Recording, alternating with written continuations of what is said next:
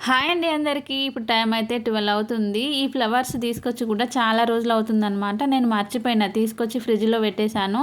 ఇప్పుడు కరివేపాకు, కొత్తిమీర ఇలాంటి బాక్సెస్ అన్నీ తీసి పెట్టేస్తున్నా కదా! ఈ ఫ్లవర్స్ కవర్ అనేది బ్యాక్ సైడ్ వెళ్ళిపోయి దీన్ని అంతగా నేను పట్టించుకోలేదనమాట.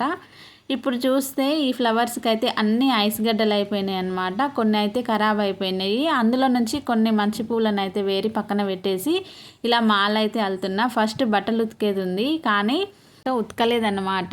ఫస్టే బట్టలు ఉతికిన తర్వాత వేరే పని చేద్దాం అనుకున్నా.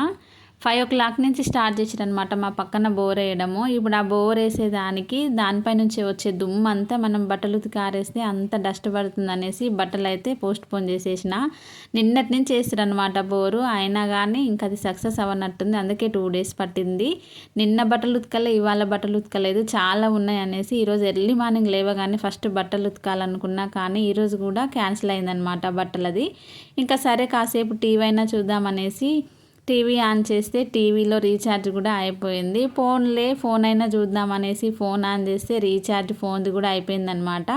అందుకనేసి ఏం చేయాలి అనేసి ఇంట్లో ఉన్న ఈ ఫ్లవర్స్ని అయితే ఇలా మాలల్లేసి, ఫ్లవర్స్ ఉందంటే చాలు పెద్ద జుట్టు ఉండాలి కదా, అందుకనేసి జుట్టు అయితే వేసుకొని ఇలా రెడీ అయ్యి కాసేపు ఏదో టైంపాస్ అయితే చేసిందనమాట.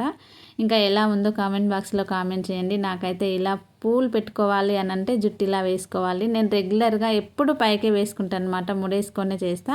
మీకు కూడా ఇలా పూలంటే ఇష్టమా?